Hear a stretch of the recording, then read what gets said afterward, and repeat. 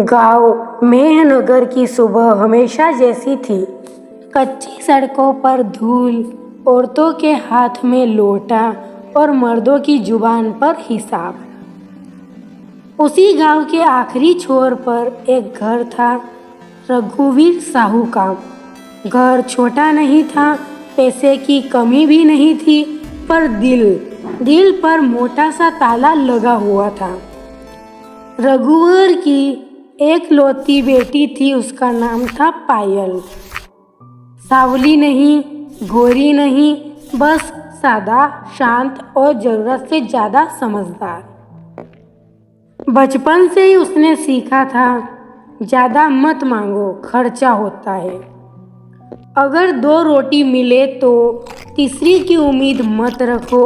अगर नया कपड़ा मिले तो त्योहार का इंतजार मत करो। पायल की माँ हर चीज नाप तोल कर देती। तेल ज्यादा मत डाल, गैस खर्च होती है। नई चप्पल क्यों चाहिए, पुरानी अभी चल रही है।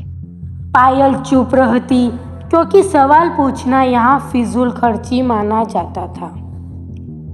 समय आया शादी का। लड़का मिला अमन, एक साधारण परिवार से, ना ज्यादा जमीन ना भारी दहेज की मांग।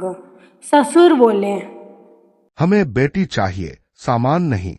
ये बात सुनकर पायल के पिता की आंखें चमक उठी, क्योंकि जहाँ खर्च कम हो वही उन्हें सबसे ज्यादा सुकून मिलता था।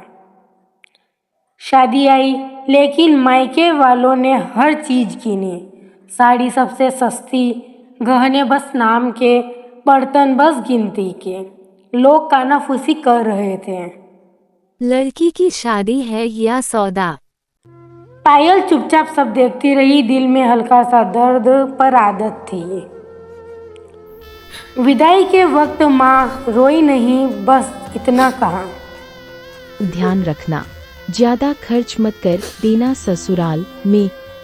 पायल की आंखों से आंसू बह निकले, पर वजह अलग थी। जैसे ही पायल ससुराल पहुंची, सास ने आरती उतारी, ससुर ने सिर पर हाथ रखा। बेटी थक गई होगी, पहले खाना खा लो। ये शब्द पायल के लिए नए थे। यहाँ किसी ने ये नहीं पूछा कि कितना लाई, क्या लाई, सिर्फ पूछा, तू ठीक तो है ना। पहली रात का खाना। थाली में घी वाली रोटी, दाल, सब्जी और मिठाई। पायल ने घी देखकर हाथ रोक लिया। सास बोली, बेटी ससुराल में पेट भर के खाया जाता है। उस पल पायल को लगा, शायद प्यार का वजन कभी तोला नहीं जाता। पायल को ससुराल आए 3 महीने हो चुके थे। इन 3 महीनों में उसने एक बात देख ली, यहाँ पैसा नहीं उड़ाया जाता, लेकिन प्यार कभी रोका नहीं जाता। सुबह उठते ही सास पूछती, बेटी आज क्या खाने का मन है। पायल झिझक जाती। मायके में तो कभी ऐसा सवाल सुना ही नहीं था, मगर उसने यूं ही कह दिया, आज खीर खाने का मन है। तो सास हंसकर बोली, अरे तो बोलना चाहिए ना, मन भी तो भगवान ने दिया है। पायल चुपचाप रसोई के दरवाजे से बाहर आ जाती, आंखों में नमी लिए। एक दिन ससुर ने देखा कि पायल पुराने कपड़ों को सील रही है। नए क्यों नहीं ले लेती। अभी चल जाएंगे बाबूजी।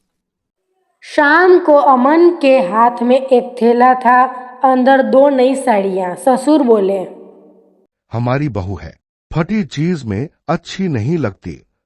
पायल की उंगलियां कांप गई। उसे पहली बार एहसास हुआ, सम्मान भी किसी को दिया जाता है। उसी रात मायके से फोन आया, माँ की आवाज, खाना वाना ठीक से खाती है ना, फालतू खर्च तो नहीं कर रहे। सब ठीक है माँ। पर उसने यह नहीं बताया कि यहाँ बिना पूछे सब कुछ मिल जाता है, क्योंकि उसे डर था कहीं मायका इसे भी खर्च न समझ ले। कुछ दिन बाद एक और कॉल आई। इस बार पिता की आवाज भारी थी, पायल, तेरे छोटे भाई की फीस भरनी है। तेरा ससुराल तो ठीक ठाक है, कुछ मदद हो जाए तो। पायल चुप रह गई। मायके में पहली बार जरूरत पड़ी थी।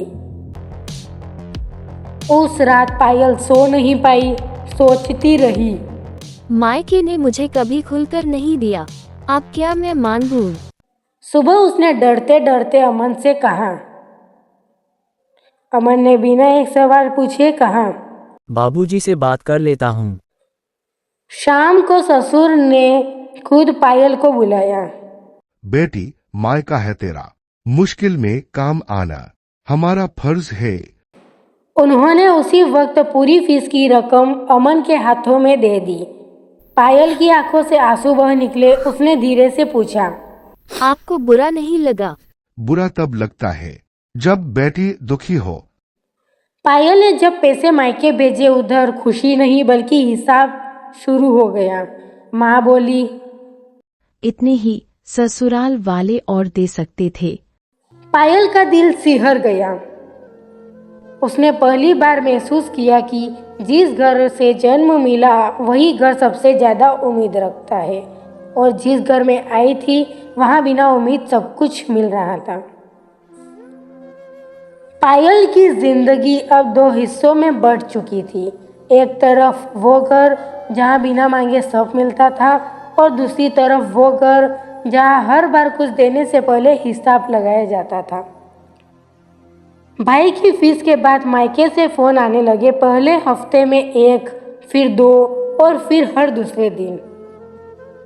पायल, तेरे पापा की दवाई महंगी है, बिजली का बिल ज्यादा आ गया है, तू तो जानती है तेरे ससुराल की हालत अच्छी है। हर कॉल के बाद पायल का दिल और भारी हो जाता।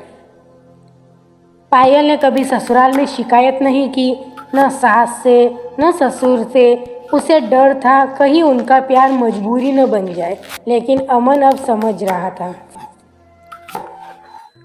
एक रात अमन ने धीरे से पूछा, पायल, मायके से बार बार फोन क्यों आ रहे हैं? वो जरूरत में है। जरूरत और आदत में फर्क होता है। अगले दिन ससुर ने पायल को बुलाया।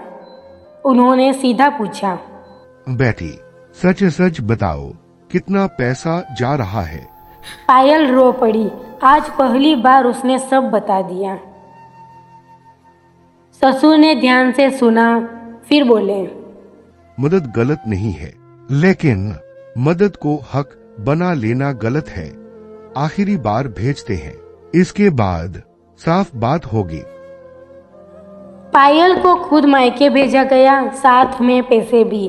मायके में माँ ने मुस्कुरा कर पैसे लिए, पर पिता ने बिना आंख उठाए कहा, इतने ही। बाबा, वो लोग कोई मशीन नहीं है, हर बार देना आसान नहीं होता। तो क्या हुआ, तू हमारी बेटी नहीं है? बेटी हूँ, सौदा नहीं। अब तो पूरी की पूरी ससुराल की हो गई है। वो शब्द पायल के दिल में कील की तरह चुभ गए।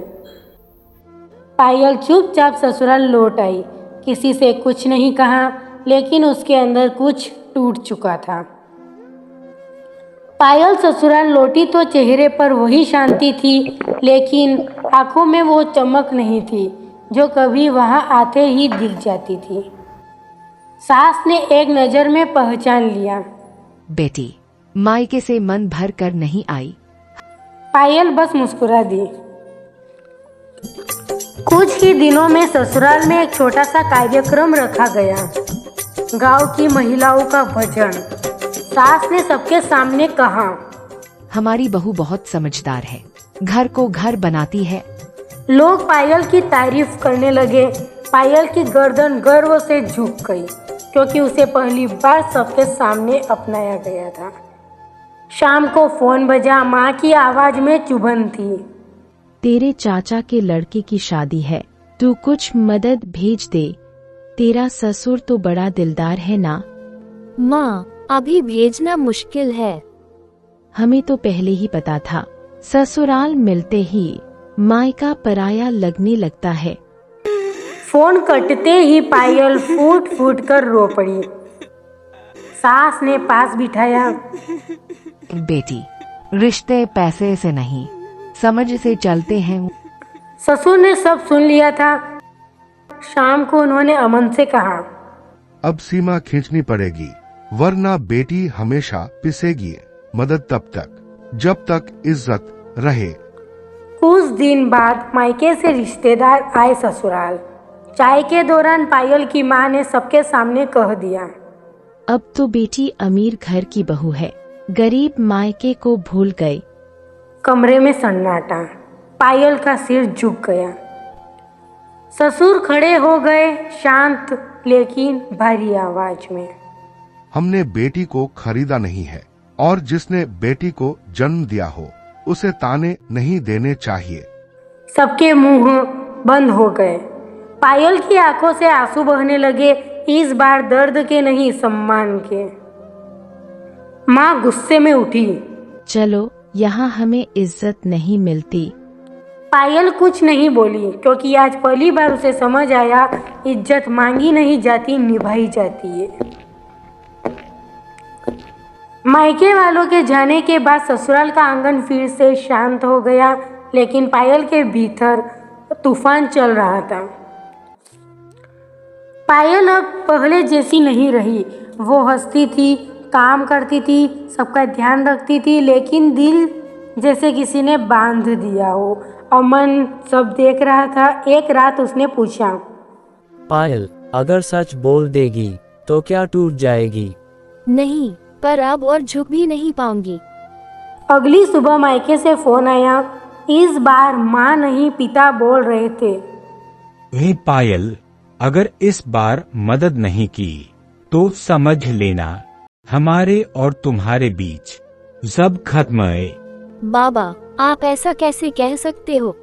बेटियां पराई होती हैं, जब काम की न रहे तो रिश्ता भी बोझ हो जाता है। फोन कट गया। पायल जमीन पर बैठ गई। आज पहली बार उसने साफ महसूस किया, रिश्ते खून से नहीं, सोच से बनते हैं। सास ने पायल को उठाया, पानी पिलाया। ससुर ने गंभीर आवाज में कहा, बेटी, कोई भी रिश्ता धमकी से नहीं चलता। अब कोई पैसा नहीं जाएगा, और अगर रिश्ता टूटता है तो टूटने दे, लेकिन बेटी की इज्जत नहीं टूटेगी। पायल ने उसी दिन मायके फोन किया। बाबा, मदद तब होती है जब अपनापन हो। अगर मेरा होना सिर्फ पैसों से जुड़ा है तो मैं माफ करती हूँ। उधर से कोई जवाब नहीं आया।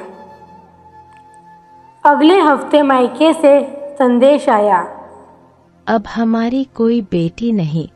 वाक्य छोटा था, पर जख्म बहुत गहरा। सास ने पायल का सिर सीने से लगाया। आज से हम ही तेरा मायका है। कभी रिश्ते छूटते हैं, कभी नए बनते हैं।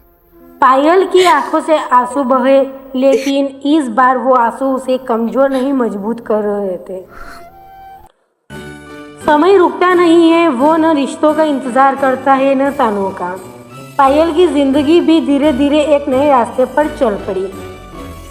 अब पायल सिर्फ सहन करने वाली लड़की नहीं रही थी, वो बोलती थी, शांत, साफ और बिना डर के।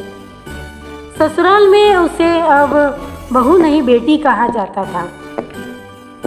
सास हर फैसले में पूछती, पायल, तुझे क्या ठीक लगता है? और ससुर गर्व से कहते, इस घर की लक्ष्मी है हमारी बहू। अमन के साथ मिलकर पायल ने छोटा सा काम शुरू किया, घर से ही। पहली कमाई जब उसके हाथ में आई तो उसने माथे से लगा ली। ये पैसा नहीं, मेरी पहचान है। अब तो किसी की मजबूरी नहीं, खुद की ताकत है। जिस मायके ने पैसों को रिश्तों से ऊपर रखा था, वहाँ अब हालात बदलने लगे थे। पिता बीमार रहने लगे, भाई की पढ़ाई रुकने लगी। माँ को पहली बार समझ आया, जिस बेटी को हमने बोझ समझा वही सहारा बन सकती थी। लेकिन अब झुकने में अहंकार आड़े आ रहा था। एक दिन पायल मंदिर जा रही थी। सामने माँ खड़ी थी, कमजोर, थकी हुई, नजरें झुकी हुई। पायल, बस इतना ही बोल पाई। पायल ने कुछ नहीं कहा, न पुराने ताने न पुराने जख्म, बस इतना बोली, माँ अंदर आओ, पानी पी लो। माँ की आंखों से आंसू बह निकले। ससुर ने माँ को देखा और बिना सवाल पूछे बोले, बेटी की माँ हो, मेहमान नहीं। कोई ताना नहीं, कोई हिसाब नहीं, बस इंसानियत। माँ ने कांपती आवाज में कहा, हमने गलती कर दी, बेटी को कभी बेटी नहीं समझा। गलती पैसों की नहीं थी, सोच की थी।